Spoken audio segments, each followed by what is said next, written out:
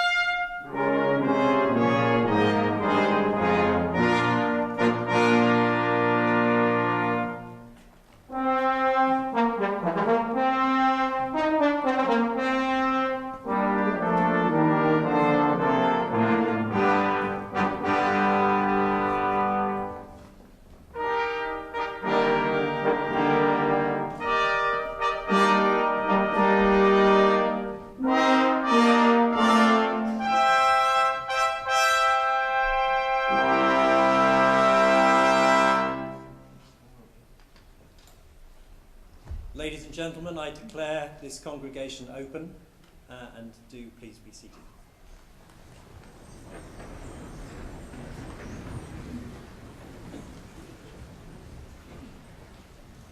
Welcome to this very special and happy afternoon.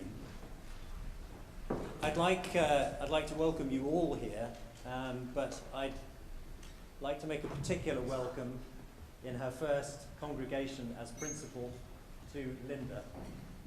Linda, we are delighted indeed and privileged to have you with us here in that capacity.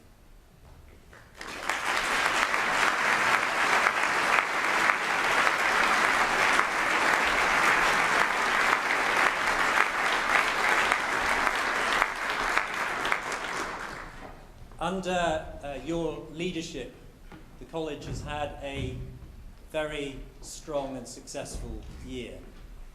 And so I'd like to thank, on behalf of the Board of Governors, everybody at the college for making this, our 40th anniversary year, such an outstanding success. Every one of you has contributed to that success. Thank you very much indeed.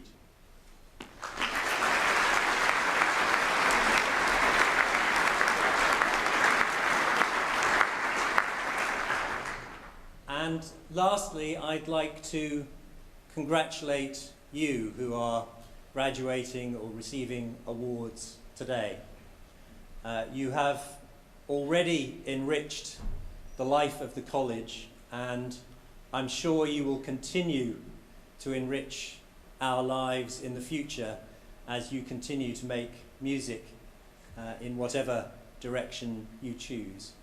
So congratulations, and please do enjoy the day. Thank you.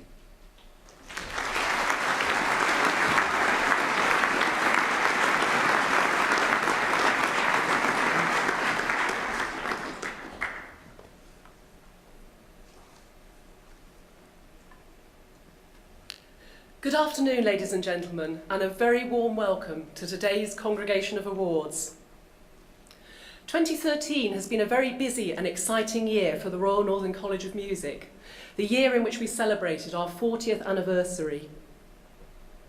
We marked this important occasion with over 400 public performances, not only at the college but also across the city of Manchester and beyond. Notable highlights included a year-long festival celebrating the genius of Beethoven, which culminated in a magnificent performance of his Ninth Symphony at the Bridgewater Hall. We followed this by taking over 200 of our students to the British Museum in London, where they presented 50 new commissions by student composers, inspired by and performed alongside the artefacts of the museum. You could not but be moved by the final mass improvised performance held under the impressive domed atrium, which drew absolute silence from the large and completely captivated audience. As a world-class conservatoire and home to the UK's 7th busiest public arts centre, the RNCM is playing an important role in shaping the music profession of the future. Our programming strategy, which juxtaposes high-quality student performances against performances from some of the world's leading artists, is but one example. We are not afraid of programming across a wide range of musical styles and actively encourage and empower our students to embrace this in their studies. The prestigious bookings being offered to the RNCM Session Orchestra and the many other highly successful student-led crossover groups at the college are testament to the excellence that can be achieved when the artificial barriers between different musical styles are lifted. As one of our highly talented students stated in a recent interview for YouTube, "My plans for when I finish college will be to play music. Anything that enables me to play lots and lots of music is fine by me." At a time when the arts sector is under significant funding pressure and the way we create, consume and disseminate music is changing, being an expert exponent of your instrument or voice is not enough. We at the RNCM believe music graduates today need to be flexible and multi-skilled musical entrepreneurs, able to reinvent themselves as artists to adapt to changing circumstances and to redefine their art for new audiences. They also need the imagination and business acumen with which to support their careers, skills which are now firmly embedded within our core curriculum. Future students will also need an edge to secure work in an increasingly competitive and international music profession. The platform, the RNCM's groundbreaking professional experience scheme, enables our students to undertake placements with 14 professional orchestras, opera studios and vocal ensembles across Europe. These opportunities are literally career-changing, giving students invaluable experience in contacts and enhancing their CVs. Beyond the platform, RNCM students also participate in placements across the wider community in education, healthcare and arts administration settings. All of these opportunities combine to prepare our graduates effectively for the demands of today's music profession. We are rightly proud of the high-quality experience we provide for our students. 91% of you, our graduating students, told us through the National Student Survey that you were satisfied with the overall experience we provide, placing the RNCM above all of the other conservatoires in the UK and 12th in national league tables for the higher education sector. This is an impressive outcome, but we will not rest until we have achieved 100% satisfaction. As students make a greater financial investment in their studies, only by offering an excellent student experience relevant to the demands of today's music profession will the RNCM be able to retain and build on its world-class reputation. Central to a high-quality student experience are the facilities we provide.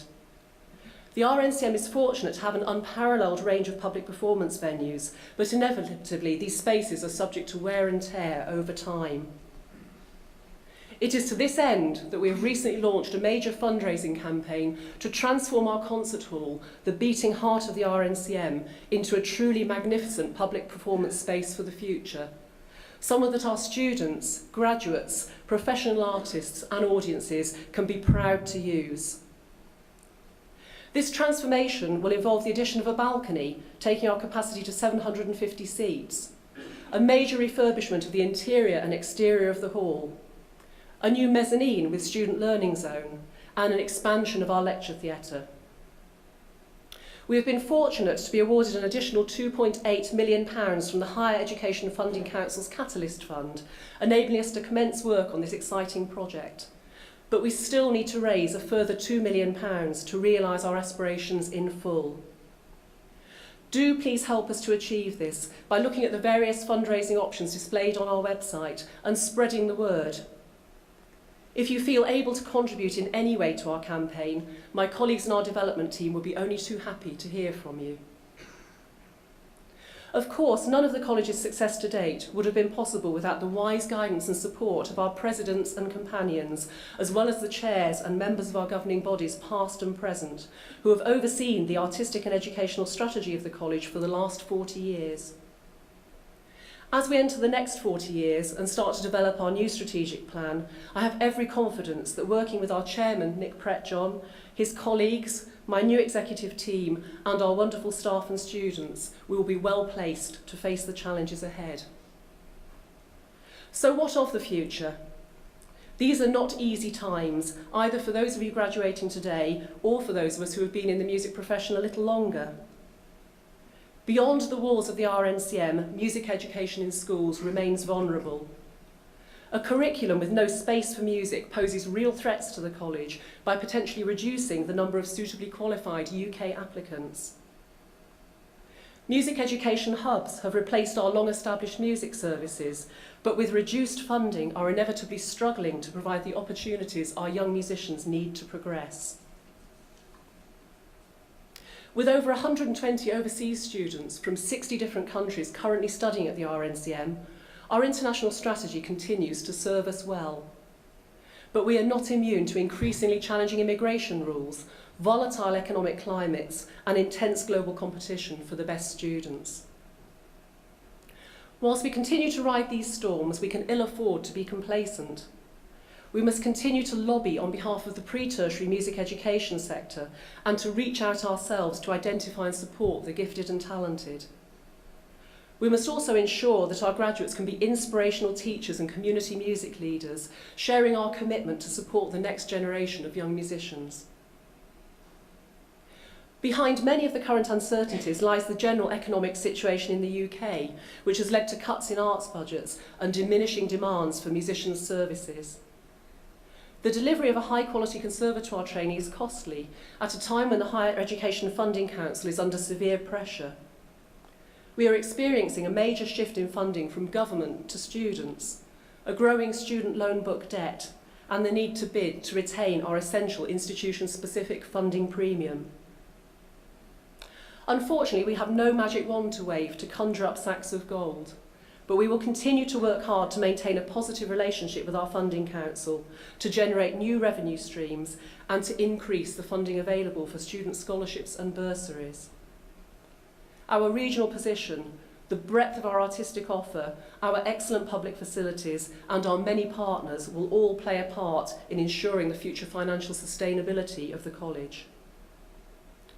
In concluding, I would like to take this opportunity to congratulate all of you receiving awards today. To our honorary members and fellows designate, I welcome you warmly into the RNCM family. To those students graduating today, thank you for the contribution you have made to the college. You will always be very welcome here. It is an enormous privilege to be the principal of this fine and distinguished institution. As I survey where we are today, I have every confidence that the RNCM is positioned to grow from strength to strength. Thank you.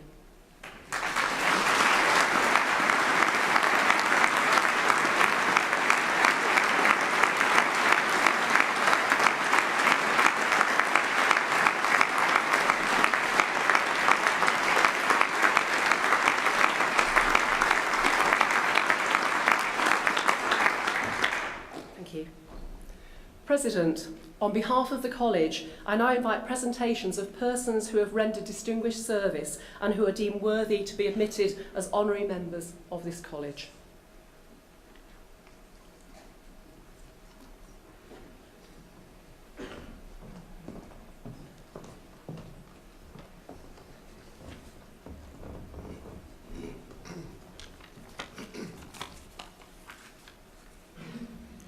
President, I have the honour to present Dr. Ursula Jones for admission to membership of the Royal Northern College of Music.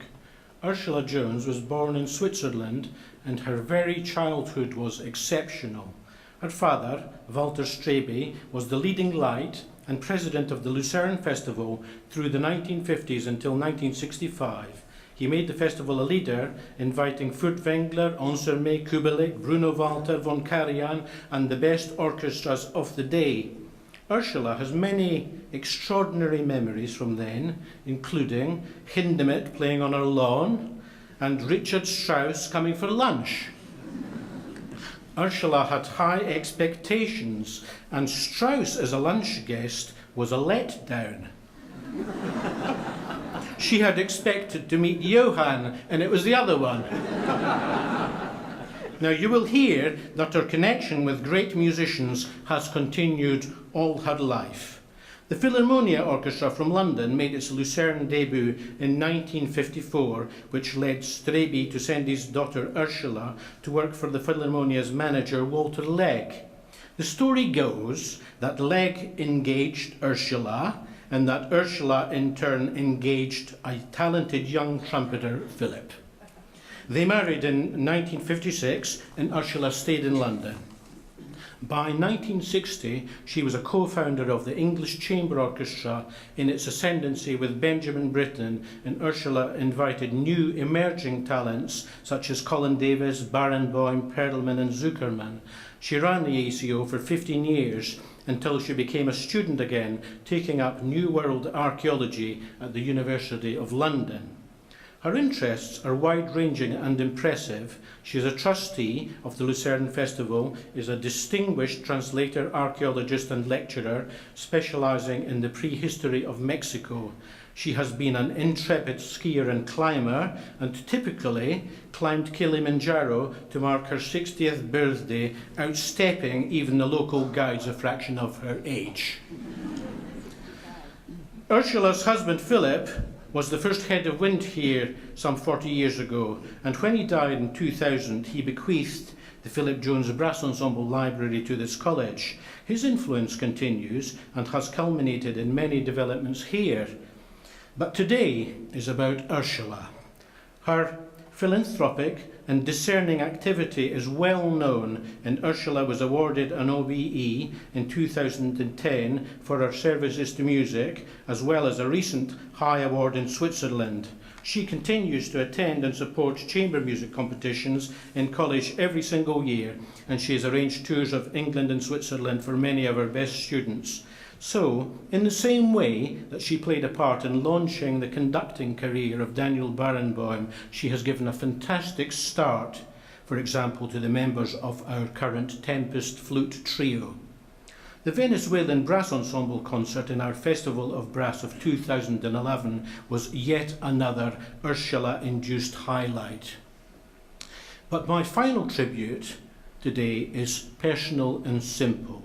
It's in gratitude for commitment to the RNCM for the last decade and more, always adding an intangible stamp of the very highest quality.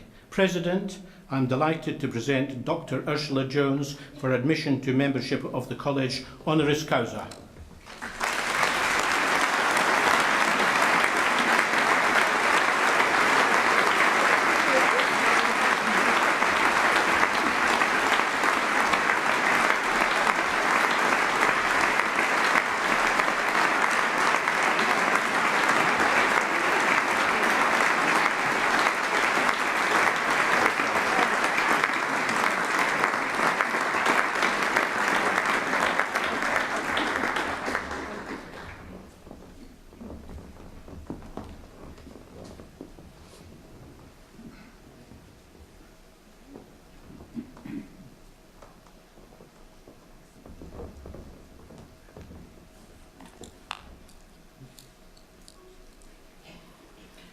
President, I have the honour to present Dr. Joyce Kennedy for admission to membership of the Royal Northern College of Music. I'm delighted to present Dr. Kennedy. Joyce, if I may, has been and is one of our most active and loyal supporters. She was born in Hull to non-musical parents of Lithuanian and Polish stock, and already at school was displaying her lifelong interest in and love of the arts. She decided as a very young girl that she would like piano lessons. These piano lessons cost 2 and 6 a lesson. Her teacher's house was so cold that during the lessons the teacher wore a heavy tweed coat and woolen gloves with the fingers cut out. Once a year, the Yorkshire Symphony Orchestra visited Hull on tour. She remembers very clearly her Damascene moment, hearing the introduction to Act 3 of Wagner's opera Lohengrin. From that moment, she was hooked. And then began a lifelong love of opera. When the D'Oyly Cart and Carl Rosa companies came to Hull, Joyce spent her pocket money on tickets and stood at the back, unable to afford either a ticket or a programme. Her application to Manchester to study medicine was made specifically on the basis because Manchester was home to the Halle. She trained as an anaesthetist, was married and had a family of 3 children, and started work as a GP in Salford. She was involved in the arts in Manchester whilst studying at university, helping to create the Medical School Dramatic Society, and she was co-director of the University Arts Festival during her final year of medical school. She has always been a keen campaigner for opera in Manchester, and in 1972 became a member of the Manchester Camerata Advisory Council. Through arranging receptions for the Camerata, she claims that she knew the catering staff at the Royal Northern College long before she knew the musicians. Shortly after this, she met her future husband, Michael Kennedy, and then began a close partnership, together travelling the world, sometimes seeing up to 90 operatic performances a year. They are both tremendous supporters of this college. When Joyce and Michael were married in 1999, they chose to have the ceremony in our concert hall. Instead of asking for wedding gifts, they typically asked if their friends would be kind enough to consider giving a contribution towards a new fund which they were setting up to promote the singing of the wonderful vocal music of Richard Strauss, the other Strauss. Because of their inspiration and enormous generosity, from this developed one of our major and most prestigious prizes in college, the Joyce and Michael Kennedy Award for the Singing of Strauss. They have both continued to support and promote this award, so that the prize awarded initially to the winner was £750, but this year amounted to £5,000, which is a hugely important award for our young singers. Past winners have included Wendy Dawn Thompson, John Pearce, Nadine Livingston, Chris Turner, Rebecca von Lipinski, Lee Bissett and Catherine Rudge. And Joyce and Michael maintain regular contact with these singers. Joyce retired as a GP in 1990. She now has time to write and has thus far had 2 books published by Oxford University Press. The first, a Who's Who in Opera, which is a dictionary of operatic characters, and her second, Great Composers and Their Masterworks. She now says that she has itchy fingers, but can't quite come up with a title or a subject, so if anyone has any ideas, perhaps they would like her email address from me. We are enormously lucky to have such a staunch supporter as Dr. Kennedy. She very regularly attends many of our concert and operatic performances and is constantly and sincerely supportive of our students, and this is over many years. We are very grateful for her lifelong love of music and opera in particular, and I would like to say thank you very much from all of us. President, I have the honour to present Dr. Joyce Kennedy for admission to the Royal Northern College of Music, honoris causa.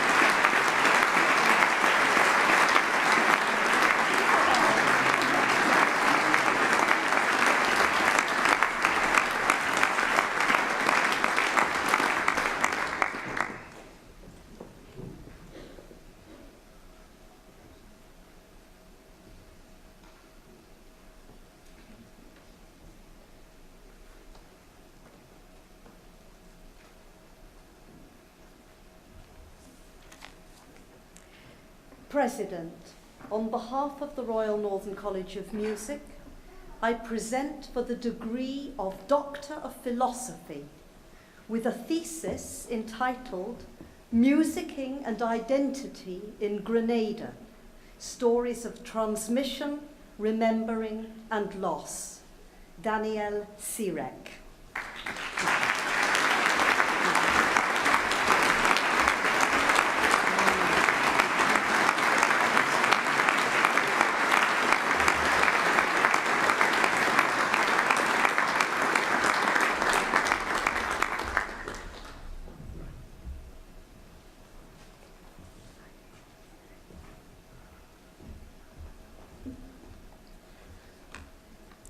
President, on behalf of the Royal Northern College of Music, I present for the degree of Master of Music in Composition, Edward Eyre.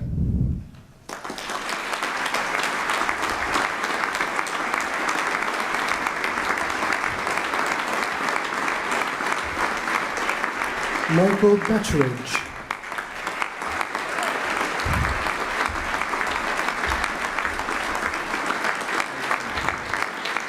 And Jae-moon Lee.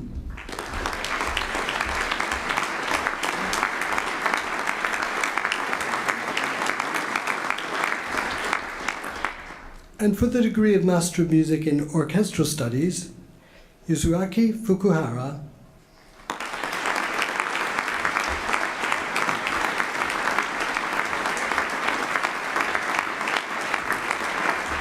and Stuart Wilson.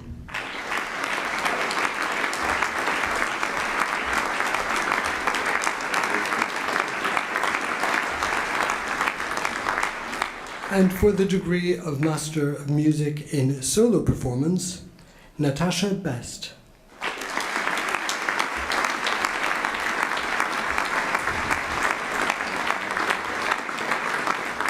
Anna Brigham.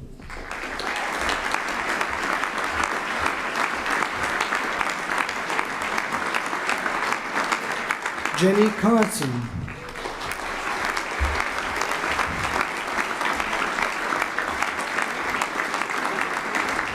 Lai Kwan Chung.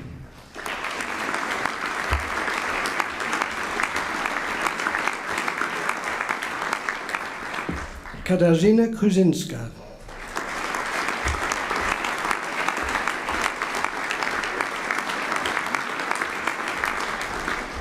Katie Connor.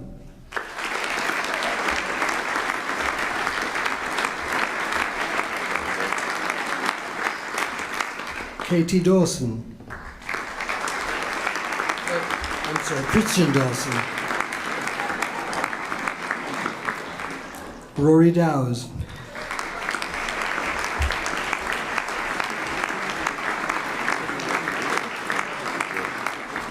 Elvire Dyer.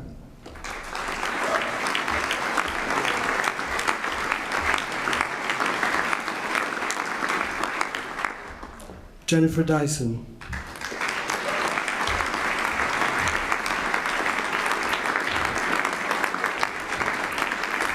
Lauren Fielder.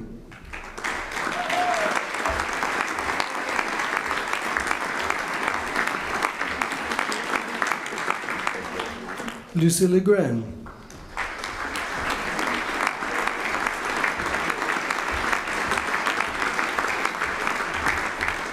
Jonathan Guy.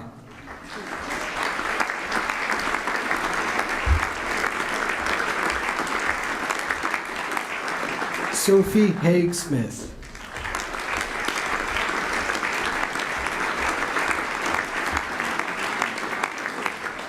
Diane Hammond.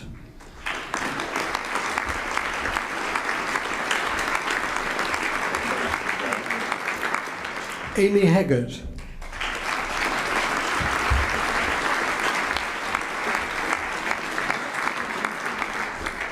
Thomas Hopkinson.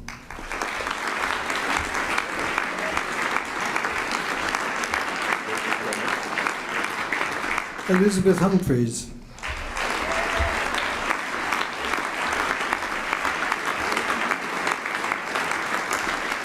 Fiona Hinds.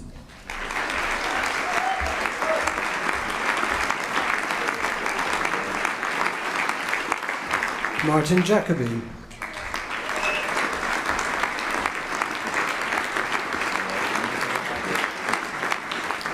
Jack Kane.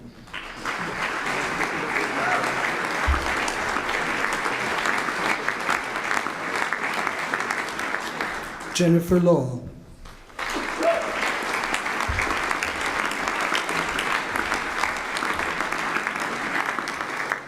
Lisa Newell-Smith.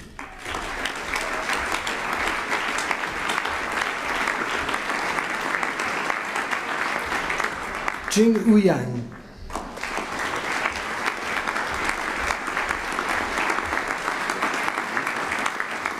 Alistair Penman.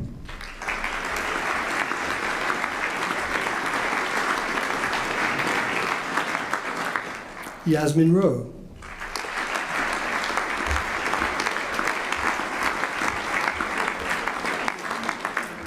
Dariush Sadr-Salek.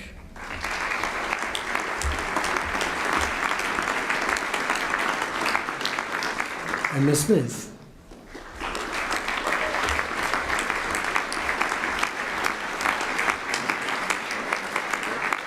Michelle So.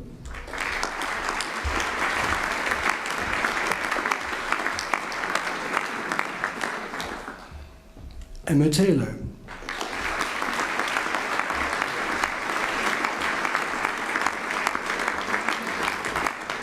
Chris Terrapin.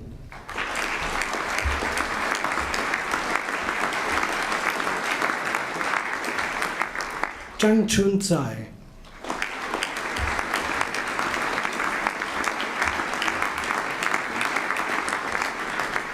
Wing Yuk Tse.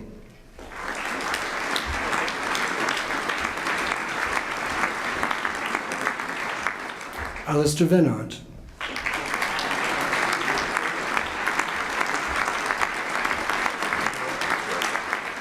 And Catherine Woodruff.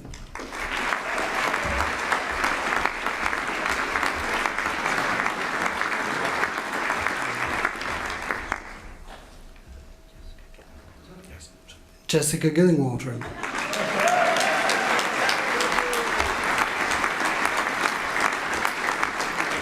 And Michael Jones.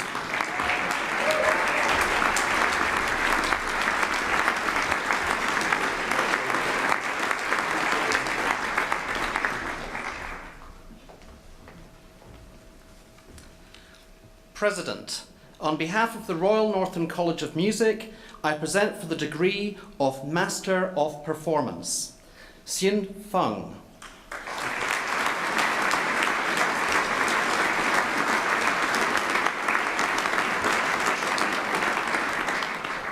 Jizong Gao.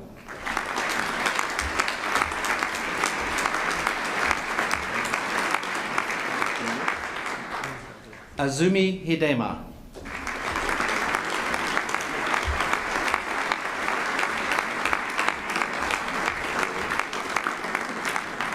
Sirinun Lawanratnakul.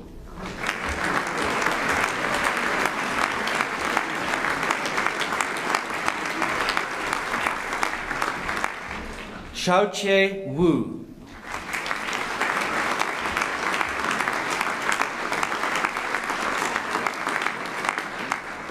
Xiujun Jing.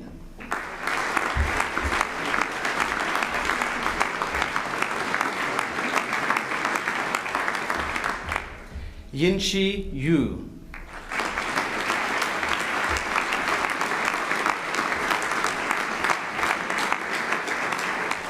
Chang Zhang.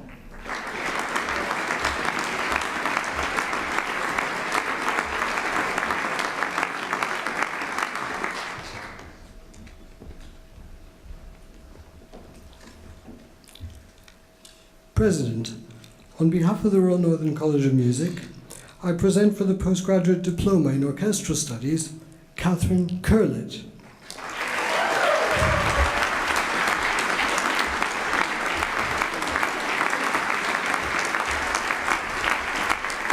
And Johanna Mattsson.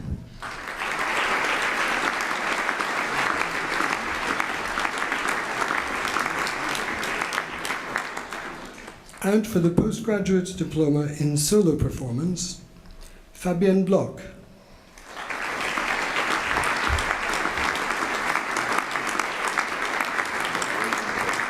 Victoria Clark.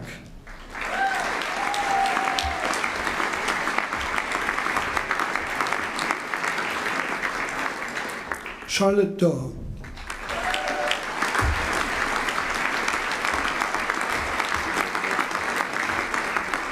Vicky Jones.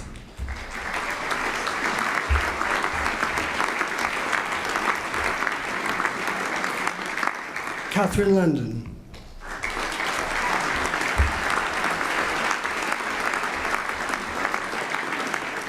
Calvin Lee.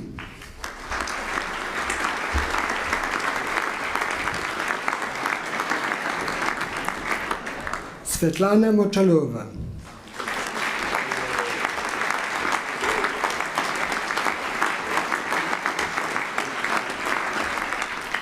Alyosha Skosia.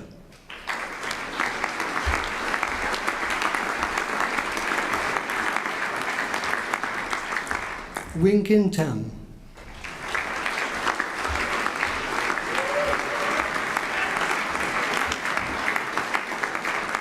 Boshi Tan.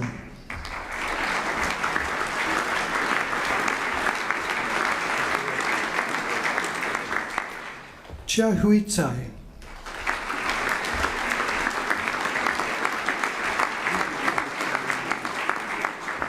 Bei Bei Wang.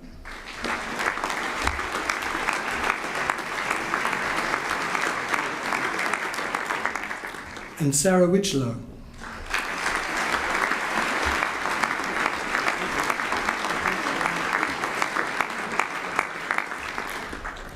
President, that concludes the presentation of postgraduate awards. The names of those graduating in absentia are listed in the program.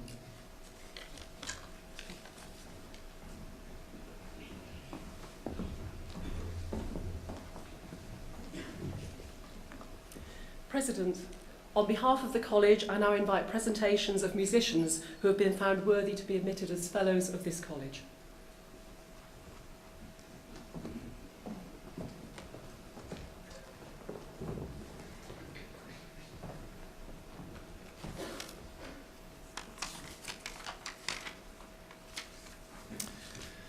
President, I have the honour to present Professor Jonathan Freeman Atwood, performer, writer, educator, recording producer and principal of the Royal Academy of Music. Jonathan studied at the University of Toronto and Christ Church, Oxford. Soon after joining the Academy, he led a pioneering new degree in performance studies under the aegis of King's College, London. He then became Vice Principal and Director of Studies, receiving a personal chair from the University of London in 2001. In 2008, he became the principal of the Academy, only the 14th since its founding in 1822. He was appointed a Fellow of King's College London in 2009 and a Trustee of the University of London in 2010. As a performer, Jonathan has an impressive discography of recordings for solo trumpet. His interest in the extension of repertory for his instrument, reimaginings of older music for the trumpets and keyboards, has led to a range of recording projects. In 2004, a disc with a UK Conservatoire principal and fellow of our college, John Wallace, of works by Reinberger, Strauss and Elgar, heralded an association with the keyboard player Daniel Ben Pinar. La Trompette Retrouvée and Trumpet Masque were CDs hailed in the press, the latter receiving High Fidelity's Recording of the Year 2008 award, revealing, quote, extraordinary playing, switching between fizzy fireworks and tender pathos with ease. More recent recordings are Romantic Trumpet Sonatas by Mendelssohn, Schumann and Grieg, and an innovative recital of arrangements by the Bach family, a Bach notebook for trumpet released only this year. As a recording producer, Jonathan has worked for many labels, including Naxos, Chandos and ASV. His productions have won major awards, including Diapason d'Or and 8 Gramophone Awards, with artists including I Fagiolini, Trevor Pinnock and the Cardinals Music. Working with Rachel Podger as solo violinist, he produced a disc of Mozart and Haydn with the Orchestra of the Age of Enlightenment, having recorded all Mozart's violin sonatas with her and Gary Cooper. Gramophone's Record of the Year in 2010 was the final volume of William Byrd's Complete Latin Church Music, performed by the Cardinals Music under Andrew Carwood for Hyperion. Jonathan is also an active writer and lecturer, contributing to the New Grove Dictionary and Cambridge University Press's Companion of Recorded Music, and writing essays for EMI, Warner, Deutsche Grammophon, Universal and other major record labels. He broadcasts regularly for BBC Radio 3. Outside of music, Jonathan is a keen sports fan. He has played cricket for no less a club than Whitchurch Cricket Club, and he tells me he's disappointed still not to have scored his maiden century. As a football fan, he's a follower of the Reds.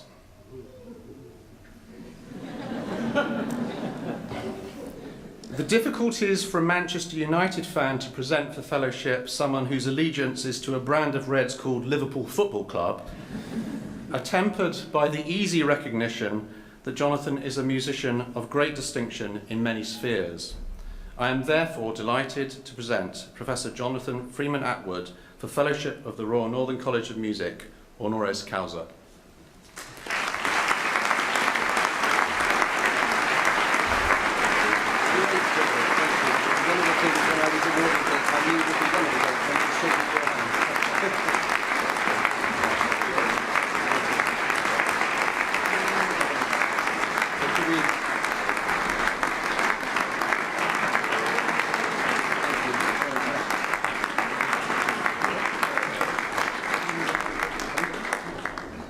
Are we done? Yeah.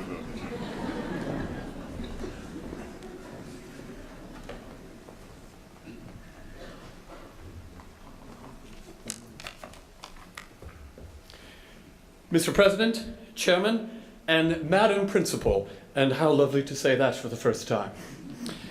I have the honor to present Dr. Paul Goody, who is now Director of Performance at the RNCM, but is known to wind, brass, and percussion graduates as their wonderfully supportive former head of school.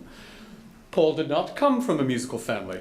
The only music that can be traced back is that his great-great-grandfather served the great Queen Victoria as a trombonist in her band. In fact, that instrument still sits in his lounge, having been shockingly rejected by the RNCM's Historical Performance Department. With no music in the home, Paul talks about sitting captivated at the feet of his primary class music teacher as she played the piano. Seeing the effect that music had on him, this teacher eventually persuaded the Goody family to make what was for them a significant financial sacrifice. They bought a piano.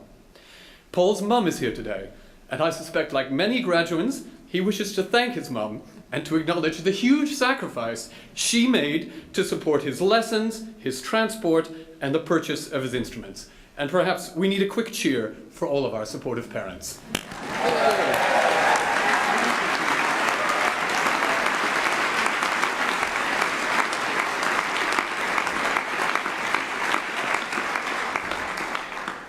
He's still looking quite comfortable, that's amazing.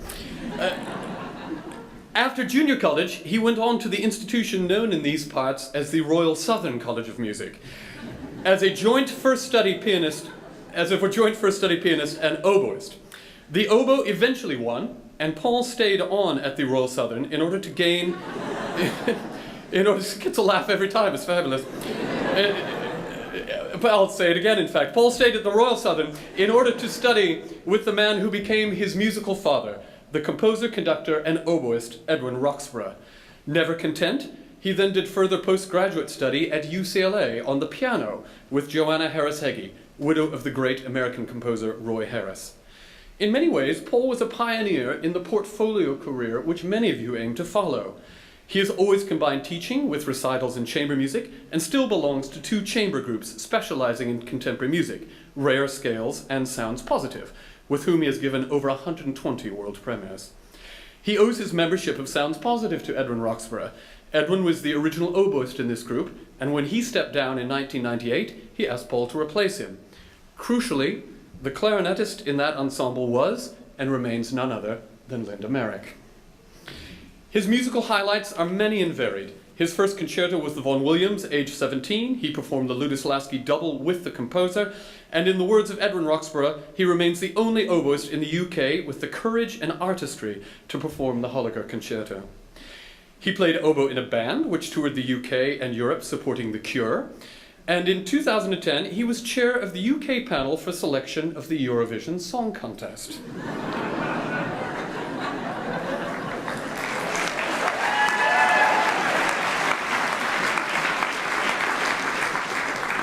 I have always found his musical opinions sound, But without meaning to pass judgment on those students whom Paul both admitted and passed through this institution, I can reveal that in 2010, the UK Eurovision entry came 25th out of 25 entries.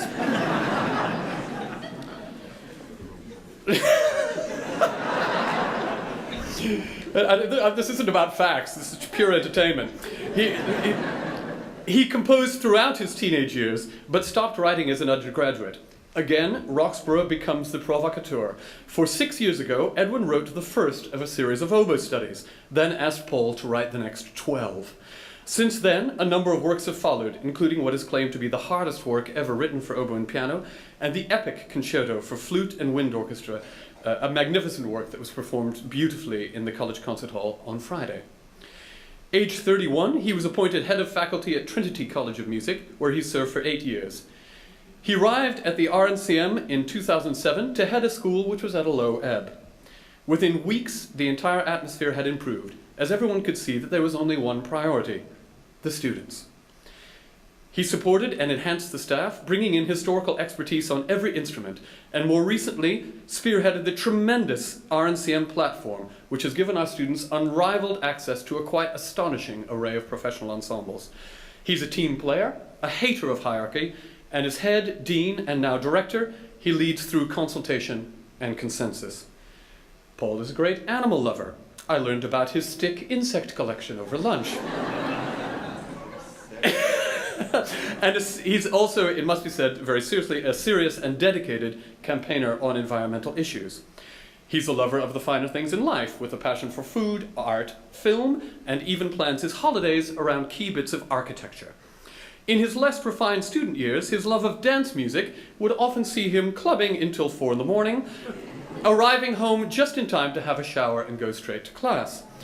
Now you know why he was never sympathetic to those amongst you who claim to be tired.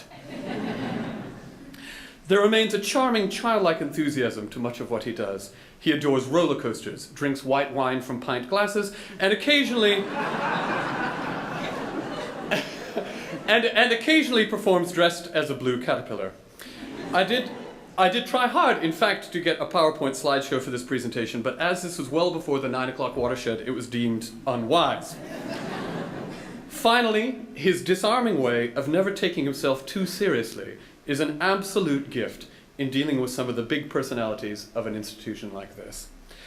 Mr. President, I am delighted to present the outstanding musician and treasured colleague, Dr. Paul Goody, for Fellowship of the Royal Northern College of Music, honoris causa.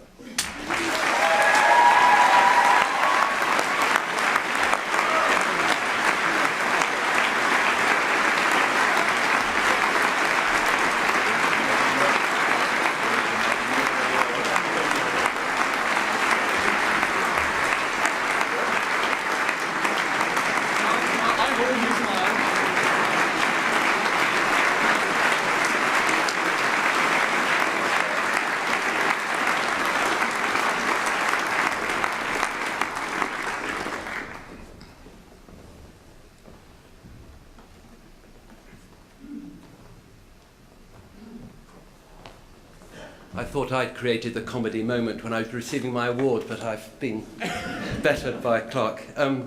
President, Chairman, Principal, fellow honorands, ladies and gentlemen, what a marvellous day, and thank you on behalf not just of the honorands, but I think all the guests here for such an honour for us and a wonderful welcome from the Northern. My long-term admiration for this place stems from a particularly distinctive sense of identity you all seem to have. I think it's felt very strongly by staff and students and has done for very many decades. And it extends, I think, to a deeply felt acknowledgement and gratitude for what they have learnt here. And there cannot surely be any greater accolade, in my view.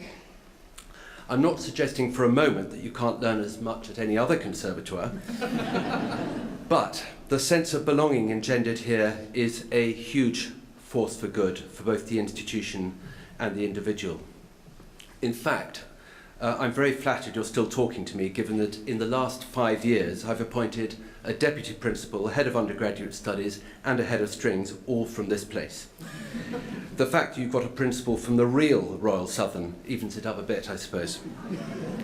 When Linda asked me to respond on behalf of the honorands, I instantly recalled an equivalent event nearly 30 years ago when I received my first degree. And it really was an event because with all the graduates silently awaiting a short speech, the person in question approached the lectern and in his vast scarlet gown beamed a seraphic smile, said nothing and then promptly withdrew, only to seat himself at the upright piano in the corner of the hall, where he proceeded to improvise on Night Train for 10 minutes. He was, as you may have guessed, the great Canadian jazz pianist Oscar Peterson.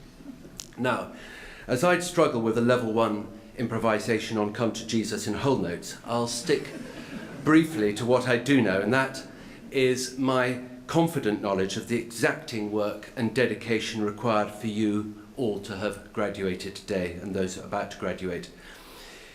You really do have the honorands' collective admiration for what you've achieved.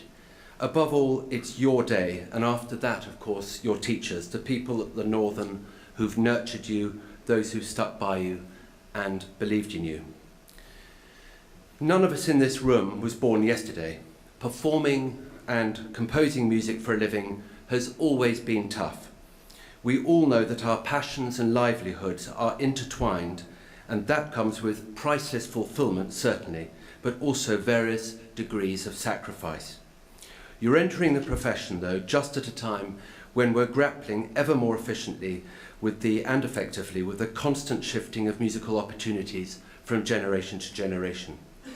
We continue to develop a more sophisticated and evidence-based understanding of the importance of the creative industries within the complete social spectrum, and that can only lead to further challenges and further exciting shifts.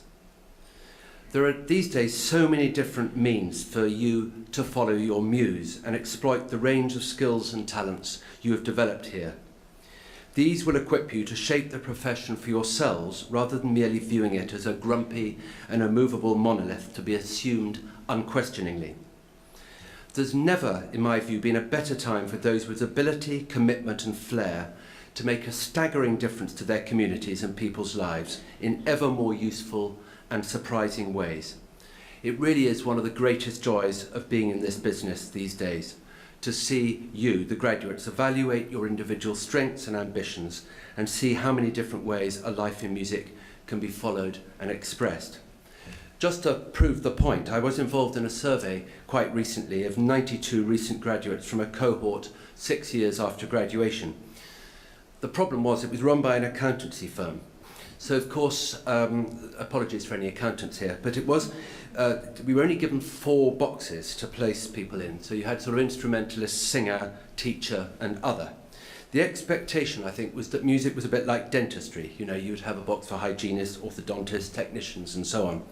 And you couldn't use any more than 1 box. Well, apart from giving me even higher blood pressure, I ended up with 35 boxes and submitted 92 distinctive career paths composed of completely different combinations. And they were all jobs concerned with music, performance, communication, and dissemination. In other words, all the skills you've learnt here. My favourite of the 92 went like this. Maybe you'll recognise who this is. Clarinetist, extra for LPO, singer bouncer at rock club, klezmer fixer, and leader, animateur and teacher for mood music nursery for 2-year-olds, and a summer contract for Tarantella, my tightrope act for itinerant circuses in Ireland and St. Petersburg, and it ended good money for 3 years so far. So, after that, I hope you'll feel encouraged. But being bold is one thing, but you have to be patient too. In the early days, you may just have to take what comes, while simultaneously preparing for the life you eventually and really want to lead. Every experience in the right spirit will surely pay some dividend. And some of the least glamorous stuff can be the most memorable. At the beginning, I used to man telephones for an artist agency once a week, and it remains unforgettable for just one reason. Long before the days of mobile phones, when it was my shift, Yehudi Menuhin once rang from a telephone box in Leeds, having run out of cash. I blithely told him to go to a hole in the wall, a suggestion which clearly mystified him, and I soon realised that the conversation was going to be something of a struggle. To make matters worse, I could hear him asking a stranger queuing outside the call box if he could intervene and interpret what I'd said.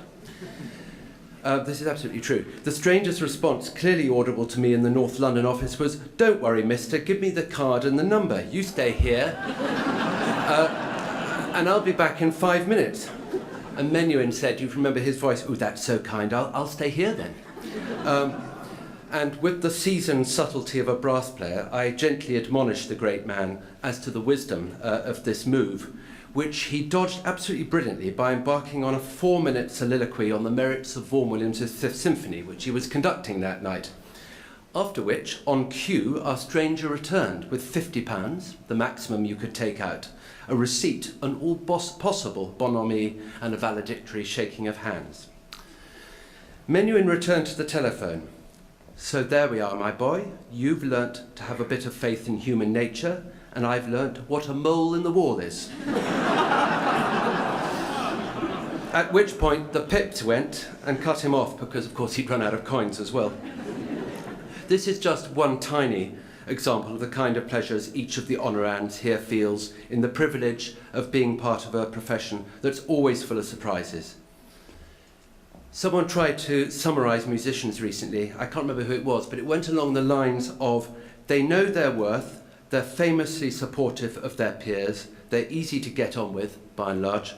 Shared humour lies at the core, they're uniquely willing to pass down their knowledge generously, and they revel in their sense of belonging. Not a bad life, I'd say. You're now part of it, and it's a way of life which is really very similar now to what it was for the minstrels of the 13th century. The biggest similarities? Well, the pay hasn't changed much, and it's probably still best not to play in public what you can't sight read at home. The very best of luck, and thank you again for a wonderful day and a marvellous honour. Thank you.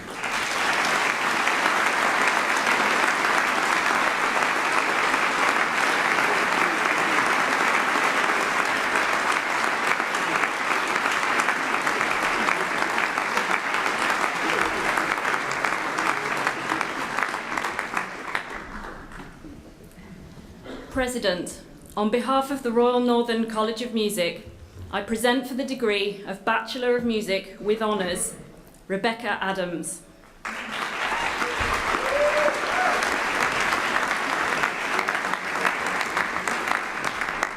Alice Allen.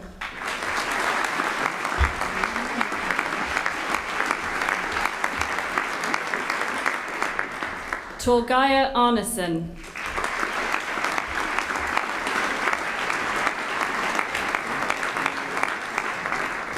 Daiga Berzina.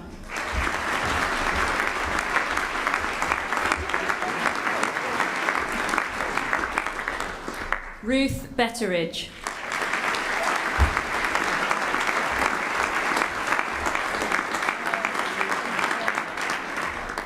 Emily Braverman.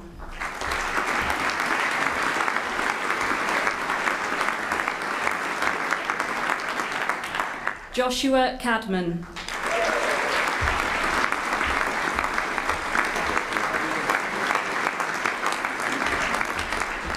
Philip Cleave.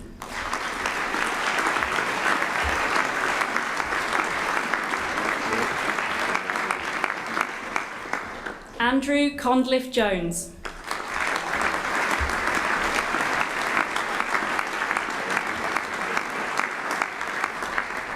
Luke Kuma.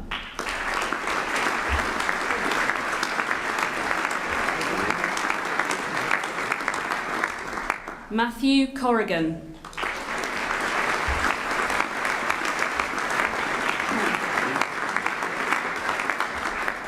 Carolyn Cossins.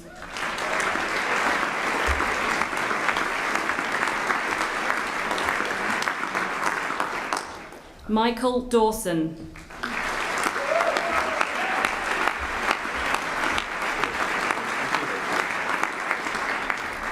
Sarah Denman.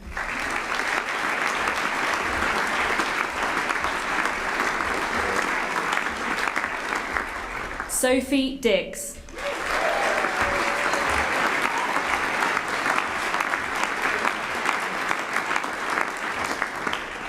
Bethan Edwards.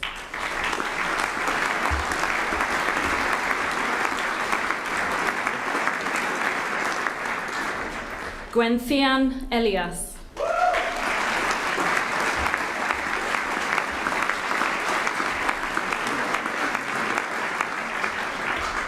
Alexander Gibson.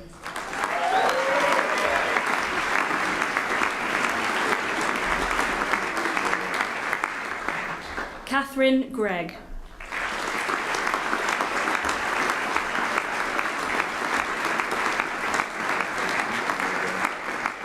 Sarah Griffiths.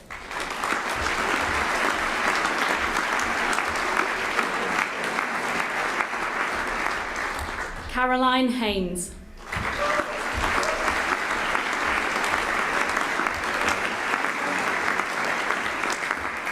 Tom Harold.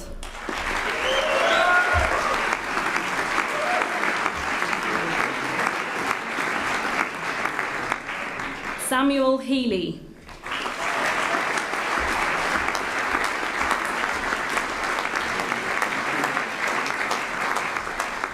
Katrina Hewitson.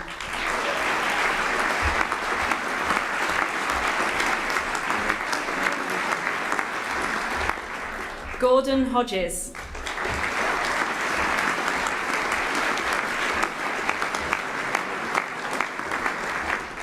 Alistair Howes.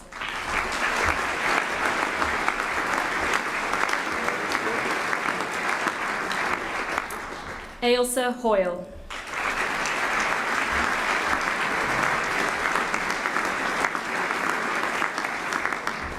Richard Iron.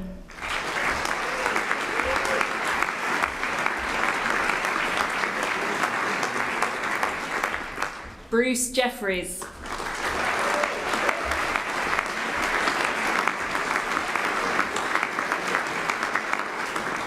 Samuel Jennings.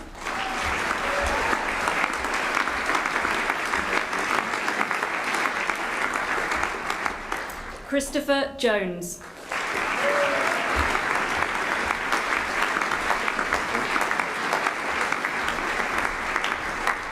Michael Jones.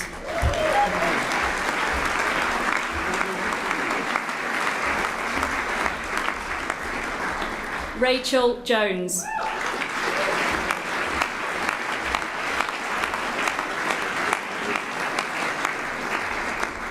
Maya Kashif.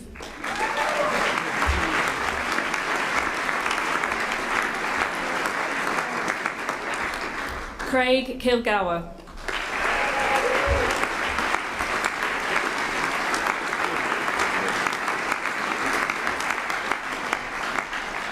Alexandra Kolyubayev.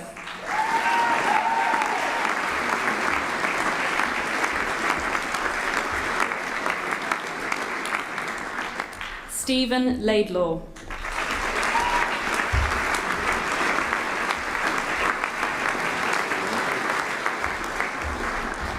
Clarence Lamb.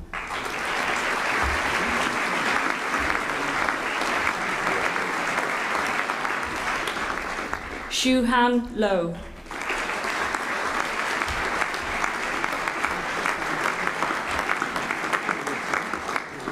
Robert Luman.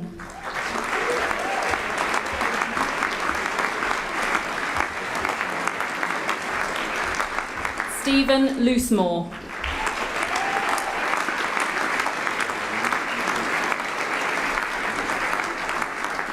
Sylvia Lucas Rodriguez.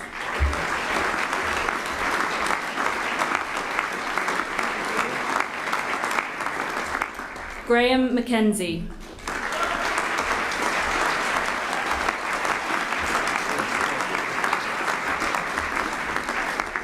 Andrew Mallon.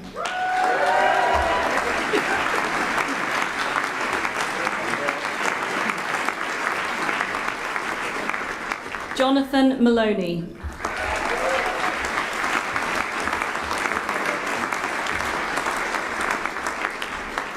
Daniel Mitchell.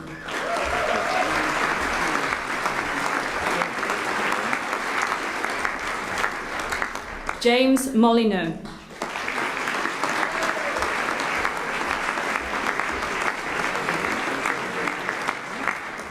Andrew Moore.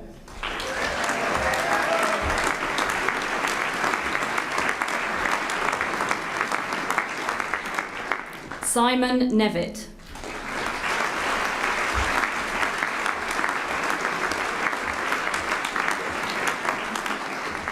Claire Newton.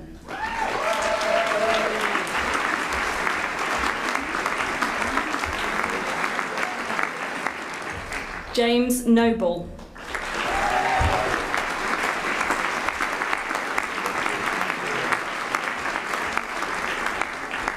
Maria Nolan.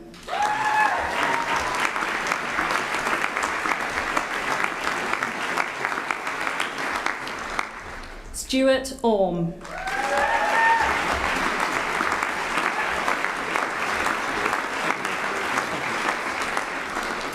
Aaron Parker.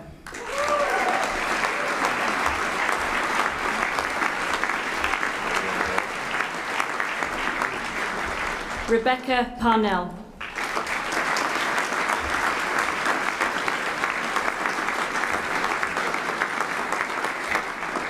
Michaela Parry.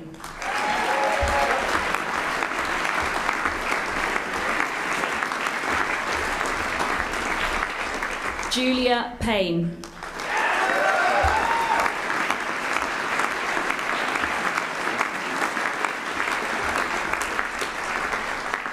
Emily Pettit.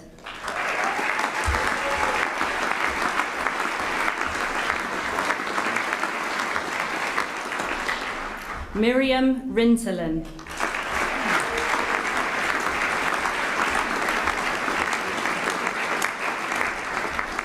Mainir Roberts.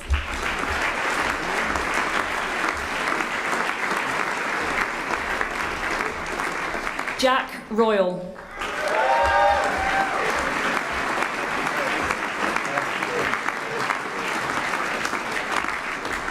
Egle Shamavichuta.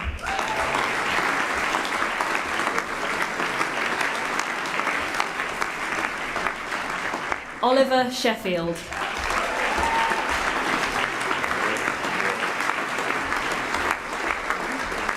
Sarah Sibley.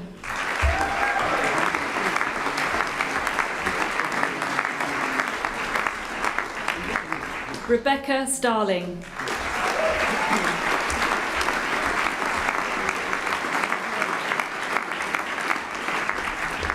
Ruth Stones.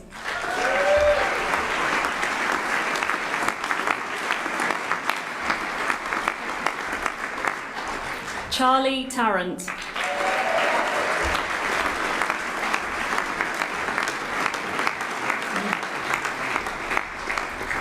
Lawrence Tompkins.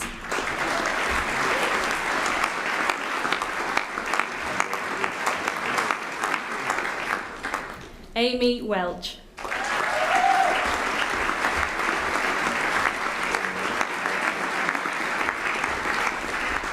Catherine West.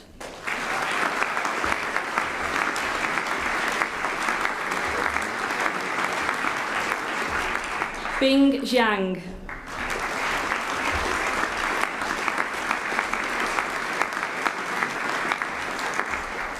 Christopher Shureb.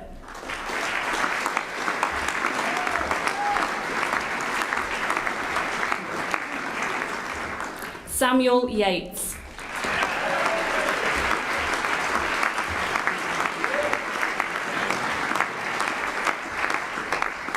Thomas Chi Yuen Yip.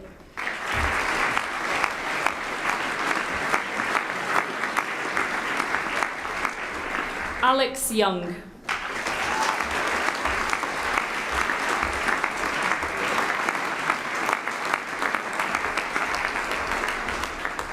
Young Chu Yuan.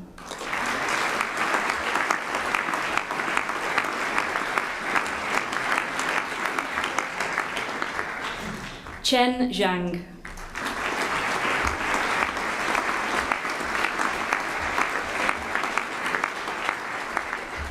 and for the degree of Bachelor of Music, Johan Nora.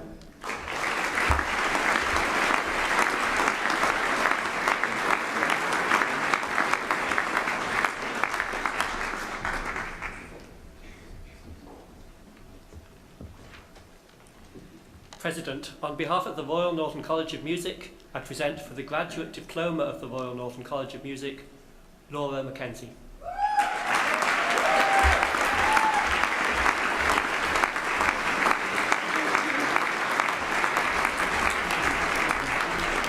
Daniel White.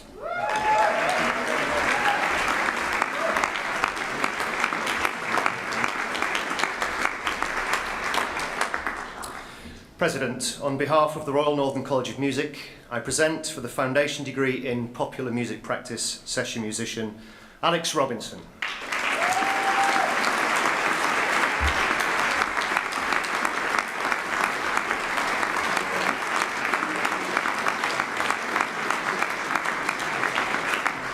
Caleb Rose.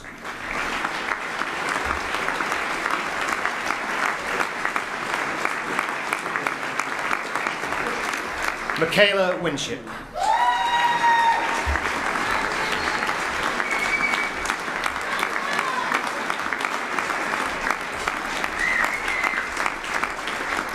President, that concludes the presentation of undergraduate awards. The name of those graduating in absentia are listed in the programme.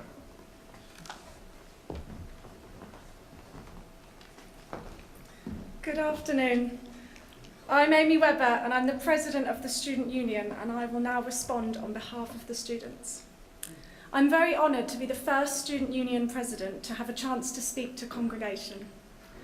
It's great to see so many parents, friends and family here today to support the students on this special occasion. Every one of you help us as students along our path through higher education. For the times when we've needed that extra bit of money to get us through the week, when we've come home for the weekend and cleared out the fridge, when you've talked us through an emotional chat over Skype, and of course, when you've listened to all our performances and compositions. We couldn't have made it to graduation without all the ways, big or small, in which you've helped us. I would also like to extend my thanks to the staff, so many of whom are present here today. Musical training can be tough and sometimes stressful, and I won't be the only person here who's burst into tears in a lesson before, whether for personal or musical reasons. Our staff and tutors here at RNCM go above and beyond the call of duty to motivate, encourage and support us. On behalf of the students, for your sympathy and expertise, thank you.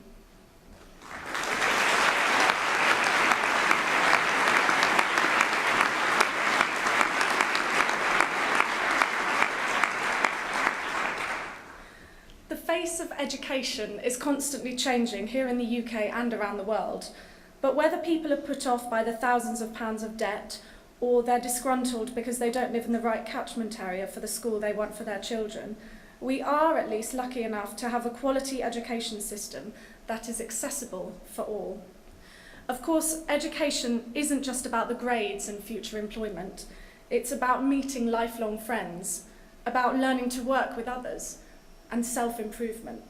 So I want to take a moment today for us to reflect on the education system that we have all been fortunate enough to experience. The specialist musical education we've received here at RNCM is second to none. Immersed in this rich musical environment and surrounded by talent, passionate tutors and peers, we've received an education which has not only made us into the best musicians we can be, but has also broadened our horizons and given us the best possible start towards a career in a competitive industry. Whether we go on to share our musical knowledge, become a performer, a composer, or take a different career path, we leave RNCM knowing that we have acquired valuable, transferable skills which we can apply to whatever our futures hold. Being Student Union President for the last year and a half, I've had less time to perform or work on my instrument than I would have liked.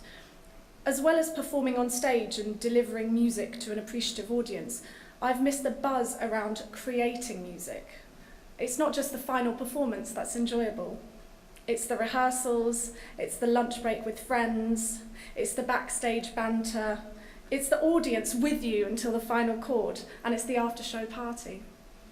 The RNCM has prepared us for the professional world of work as a musician or a composer, but it has also fostered our love for creative music making. And without that enjoyment and passion, what would be the point of music making at all? Thank you.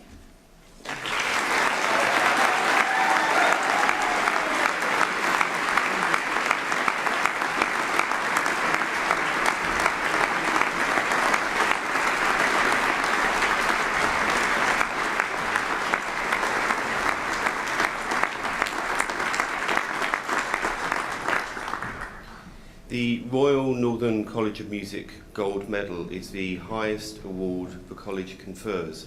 It's a competition which is in all students from the college from the first year through to postgraduate may apply, and students who wish to do so submit a recording, a proposed programme and a biography which is scrutinised externally as it would be in the real world. From the applications, 9 students are chosen who perform in a range of recitals in the concert hall from a Friday evening through to a Sunday afternoon. And these performances also include works by our composition students. And at the end of the weekend, the panel can select a maximum of 3 students to receive an RNCM Gold Medal. This year, only 1 student was chosen. Principal, I'm delighted to present the student of the Royal Northern College of Music who has been selected to receive a gold medal, Ugnias Polikonis.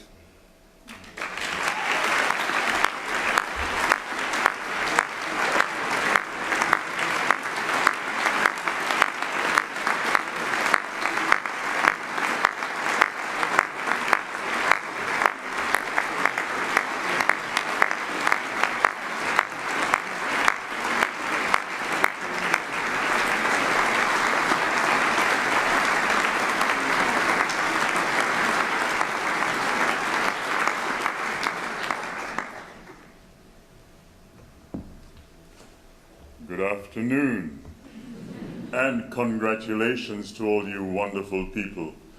I've heard a lot of talk today about shortage of cash, but I think I was sitting there thinking that throughout the history of music making, I think there's always been the story of not enough money.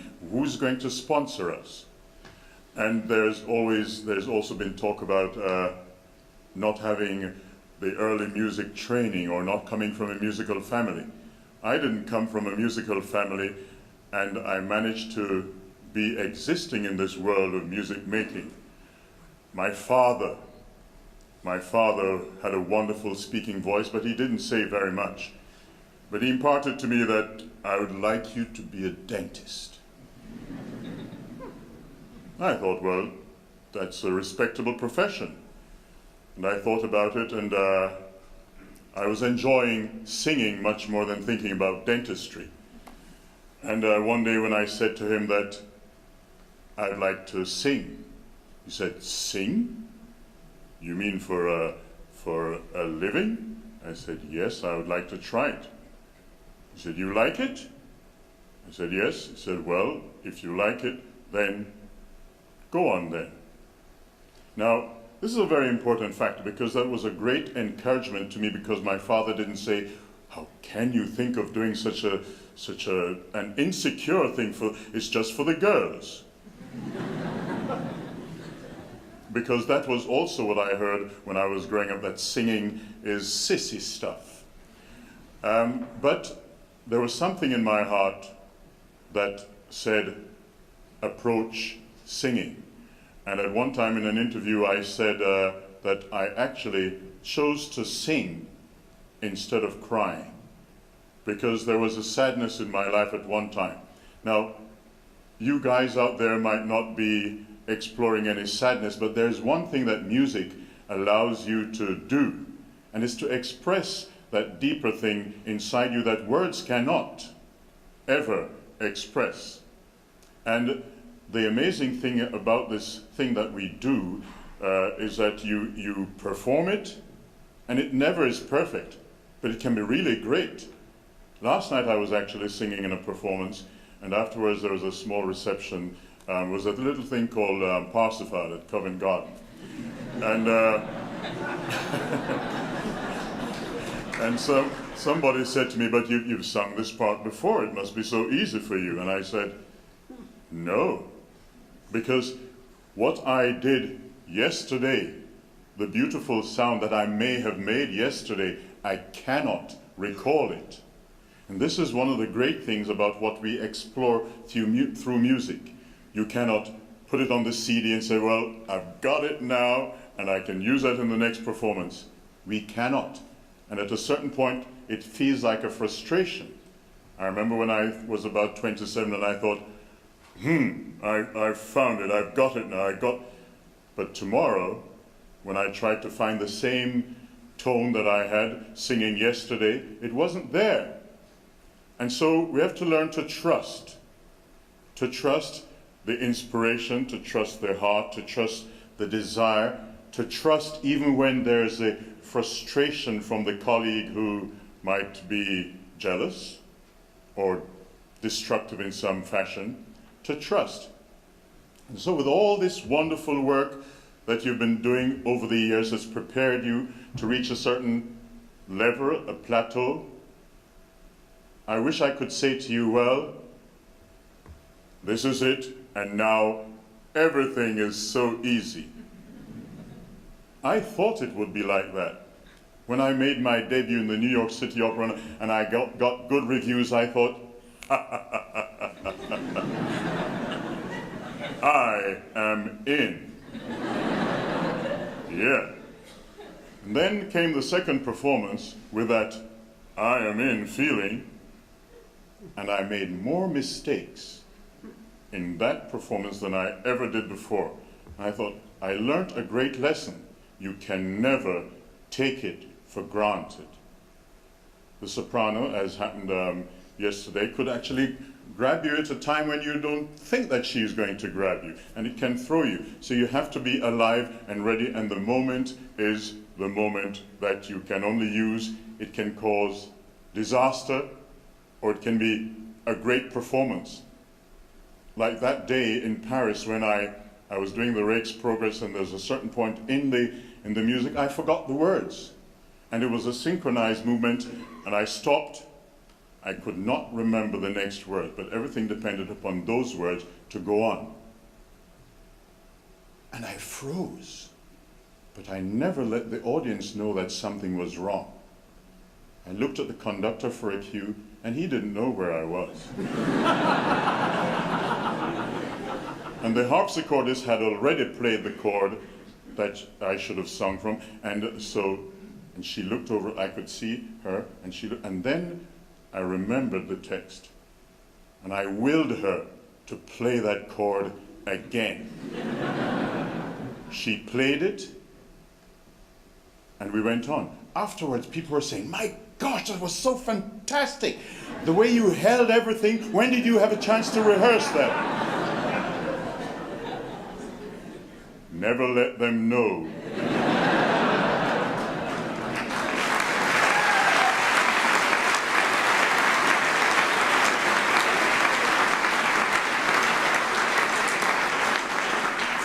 Never let them know that something has gone a bit different from the intention.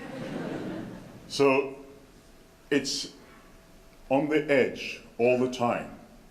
And this thing that we do, that if you hit a wrong note, is just like life. You know, the life out there, there are no guarantees. There are only choices that you can make. When the egg has broken on the floor, do you cry? What's the point of crying? Get on with it. Get on with it. When the conductor says, I think I'll have somebody else, get on with it. Get on. Believe. Believe. And I learned something a few years ago that I'd like to leave with you, that thing that people spend a lot of money for to get rid of, the thing they call insecurity. That, to build the confidence that you can be cool and be there all the time, shaking inside, but make friends with the insecurity, because there is no guarantee. And if you make friends with that thing that is our insecurity, it actually nurtures our creativity. It nurtures that creative instinct, because if we knew how it would go at each gesture and each sound, it would become terribly boring. So, welcome to this wonderful world from this plateau that you have reached, that you can spring forward and allow your creativity to inspire not only you, but all those around you as you respect that which you have.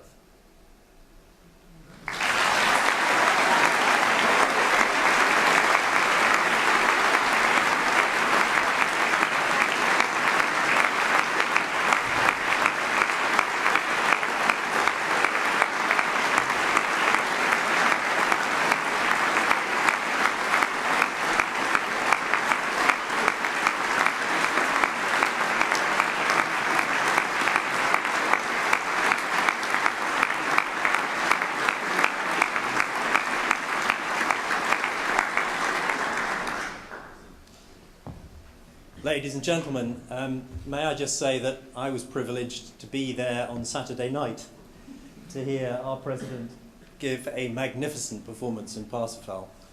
But it was an occasion to be really proud of the college too, because there were two recent graduates of the college on stage with him, which was fantastic. We're so proud of you, so proud of them. Shall we stand for the national anthem?